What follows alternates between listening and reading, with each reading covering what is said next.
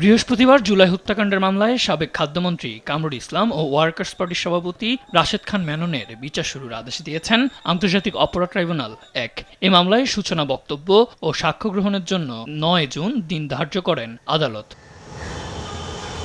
২০২৪ সালের ১৮ নভেম্বর গ্রেপ্তার হন সাবেক খাদ্যমন্ত্রী কামরুল ইসলাম। এরপর থেকেই আছেন কারাগারে। এদিন আদালতে আসতে অস্বীকৃতি জানান কামরুল ইসলাম। ২ ঘণ্টা পর প্রসিকিউশনের নির্দেশে হাসপাতাল থেকে ট্রাইব্যুনালে হাজির করা হয়েছে তাকে।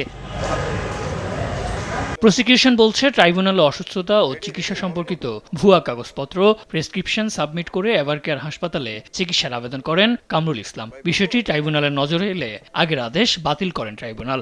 আজকে আমাদের সাবেক মন্ত্রী কামরুল ইসলাম সাহেবের মামলা ছিল, যে সেখানে তারা যে অ্যাপ্লিকেশনটা ফাইল করেছিল যে পিজি হাসপাতালের পরিবর্তে এভারকেয়ার হসপিটালে চিকিৎসার জন্য, তারা সেখানে কিছু কাগজপত্র তারা সাবমিট করেছে, যে কাগজপত্রগুলো আমাদের কাছে একটু সন্দেহজনক মনে হয়েছে। সারা দেশে ক্রসফায়ারে যত ঘটনা ঘটেছে তা তদন্ত করে তুলে আনার কাজ করছে প্রসিকিউশন ও তদন্ত সংস্থা। আমরা সাম্প্রতিক সময়ে যে গুমের উপরে যে ঘটনাগুলো ঘটেছে, গুমের মতো অমানবিক যে ঘটনাগুলো ঘটেছিল, সেইগুলি আমরা প্রায় ১০০-র উপরে অভিযোগ ইতিমধ্যে আমরা হাতে নিয়েছি।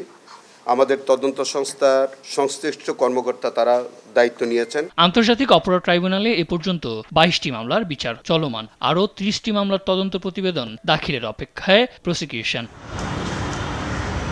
সাদ আহমেদ, দেশ টিভি, ঢাকা।